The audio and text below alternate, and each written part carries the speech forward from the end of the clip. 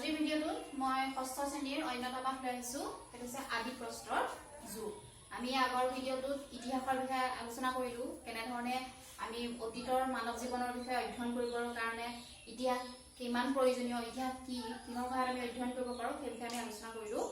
আজি আমি আলোচনা কৰিম আদি প্ৰস্তৰ যুগ নামৰ পাঠটো। আদি প্ৰস্তৰ যুগৰ কথা ক'বলৈ গ'লে আমি মানুহ যেতিয়া চিকাৰী অথবা খাদ্য সংগ্ৰহকাৰী ধৰণে মানুহ জীৱন যাপন কৰিছিল সেই বিষয়ে আলোচনা কৰিব লাগিব, অৰ্থাৎ আদিম মানুহৰ কথা বিষয়ে আলোচনা কৰিব লাগিব। আদি প্ৰস্তৰ যুগক ইংৰাজীত পেলিঅলিথিক এজ বুলি কোৱা হয়, যিটো তিনি ভাগত ভাগ কৰা আছে: উচ্চ আদি প্ৰস্তৰ যুগ, মধ্য আদি প্ৰস্তৰ যুগ আৰু নিম্ন আদি প্ৰস্তৰ যুগ।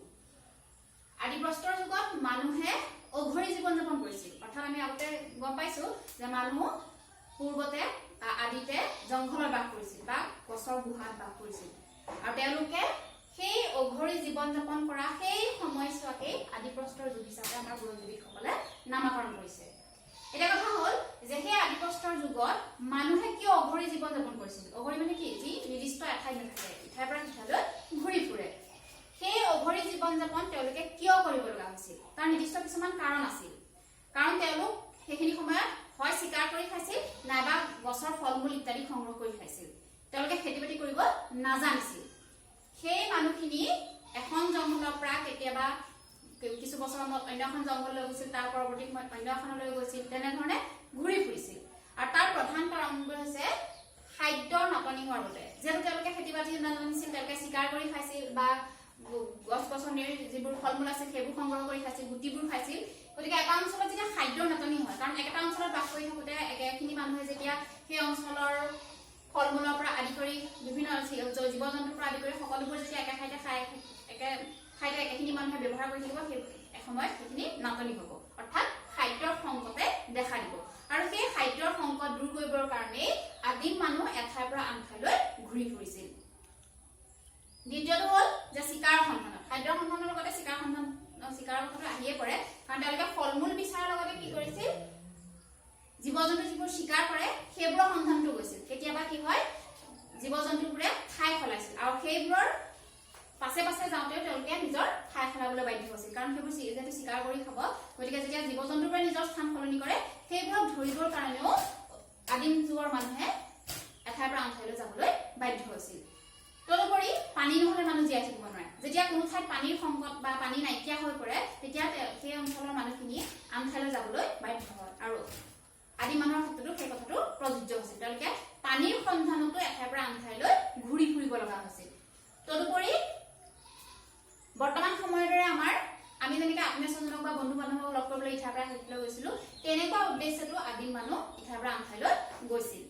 আৰু যেতিয়া একেটা অঞ্চলতে থকা গছ গছনিখিনিৰ ফল মূল মানুহে ব্যৱহাৰ কৰি থাকিব বছৰ বছৰ ধৰি, সেই অঞ্চলত কিছুমান ফল মূল লাহে লাহে নাটনি হ'বলৈ ধৰে, কিছুমান ফল মূল নোহোৱা হয়গৈ। গতিকে সেই ফল মূলৰ সন্ধানতো মানুহ এঠাইৰ পৰা আন ঠাইলৈ যাবলৈ বাধ্য হৈছিল। গতিকে আদিম যুগৰ মানুহে খাদ্যৰ সন্ধানত, পানীৰ সন্ধানত, জীৱ জন্তুৰ সন্ধানত, ফল মূলৰ সন্ধানত বা আত্মীয় স্বজনক বৰ্তমান সময়ৰ দৰে লগ কৰাৰ উদ্দেশ্যে এঠাইৰ পৰা আন ঠাইলৈ তেওঁলোক যাবলৈ বাধ্য হৈছিল। গতিকে তেওঁলোকে অঘৰী জীৱন যাপন কৰিছিল। এতিয়া কথা হ'ল যে আদি প্ৰস্তৰ যুগত তেওঁলোকে যিহেতু চিকাৰো কৰিছিল, গতিকে চিকাৰ কৰা মানুহ যিহেতু তেওঁলোকৰ বিভিন্ন ধৰণৰ সা সঁজুলিৰ প্ৰয়োজন হৈছিল। সেই সা সঁজুলিবোৰ কেনেধৰণে তেওঁলোকে প্ৰয়োগ কৰিছিল বা কিহেৰে প্ৰয়োগ কৰিছিল? আদিম যুগৰ মানুহে সা সঁজুলি বনাবৰ বাবে প্ৰথম ব্যৱহাৰ কৰিছিল শিল, কাৰণ সেইখিনি সময়ত অন্য ধাতু পাবলৈ নাছিল। পৰৱৰ্তী সময়তহে অন্য ধাতুবোৰ আৱিষ্কাৰ হৈছিল, লোহাৰ পৰা আদি কৰি অন্যান্য ধাতুবোৰ আৱিষ্কাৰ হৈছিল। গতিকে শিল আছিল সেইখিনি সময়ত প্ৰাকৃতিকভাৱে উপলব্ধ এবিধ পদাৰ্থ। গতিকে শিলকে তেওঁলোকে জীৱ জন্তু চিকাৰৰ বাবে বিভিন্ন ধৰণৰ সা সঁজুলি শিলৰ পৰা নিৰ্মাণ কৰিছিল। সেইকাৰণে কোৱা হয় যে শিল হৈছে আদিম মানুহে ব্যৱহাৰ কৰা প্ৰথম সঁজুলি। শিলৰ লগতে তেওঁলোকে যিহেতু জীৱ জন্তু চিকাৰ কৰিছিল, গতিকে জীৱ জন্তুৰ হাড় হওক বা দাঁত হওক, সেই সকলোবোৰ বস্তু তেওঁলোকে সা সঁজুলি হিচাপে ব্যৱহাৰ কৰিছিল।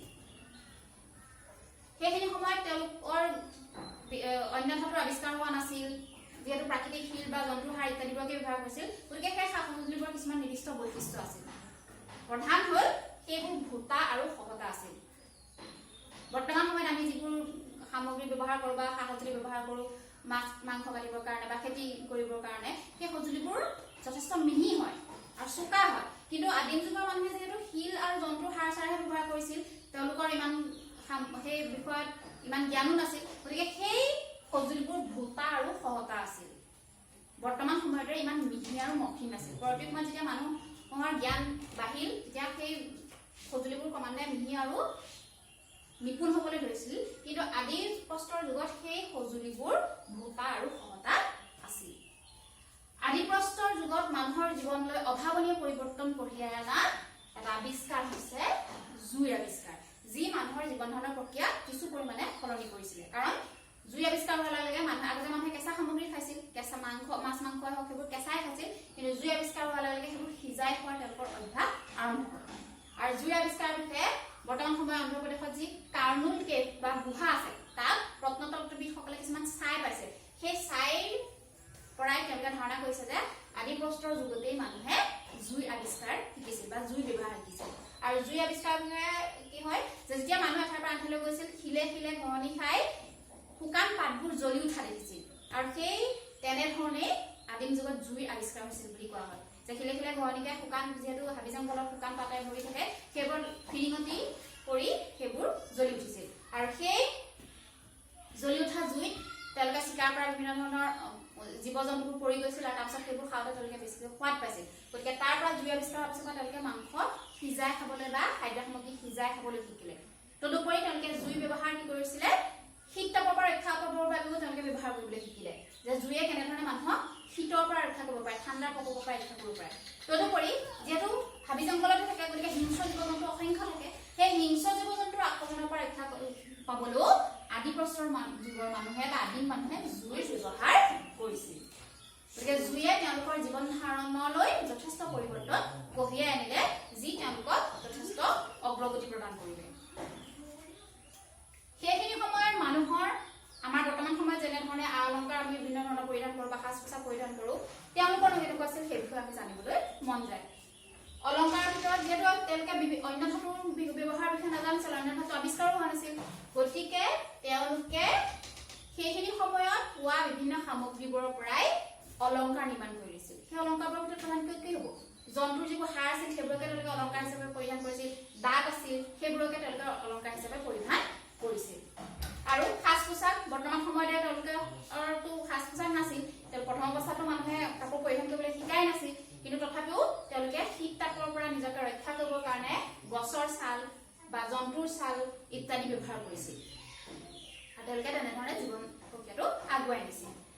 আৰু বৰ্তমান সময়ৰ দৰে আমি যেনেধৰণে নিজৰ মনক আনন্দ দিবৰ কাৰণে বিভিন্ন ধৰণৰ ব্যৱস্থা গ্ৰহণ কৰোঁ বা বিভিন্ন ধৰণৰ কাৰ্য হাতত লওঁ, তেনেধৰণে আদিম যুগৰ মানুহে কি কৰিছিল, নিজৰ আমোদ প্ৰমোদৰ বাবে ৰং ৰহস্যৰ বাবে বিভিন্ন কাৰ্য তেওঁলোকে হাতত লৈছিল বা তেওঁলোকে কৰিছিল।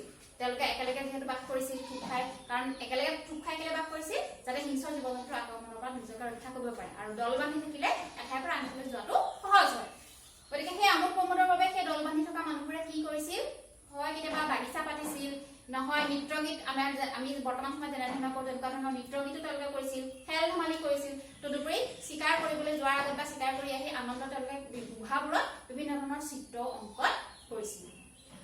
গতিকে আজিৰ ভিডিঅ'টোত আমি আদি প্ৰস্তৰ যুগত সেইখিনি সময়ত আদিম মানুহে কেনেধৰণে জীৱন যাপন কৰিছিলে, তেওঁলোকে কিয় অঘৰী জীৱন যাপন কৰিছিলে, তেওঁলোকে কেনেকুৱা ধৰণৰ সা সামগ্ৰীবোৰ ব্যৱহাৰ কৰিছিলে, জুইৰ আৱিষ্কাৰ কেনেধৰণে হ'ল ইত্যাদিৰ বিষয়ে গম পালোঁ।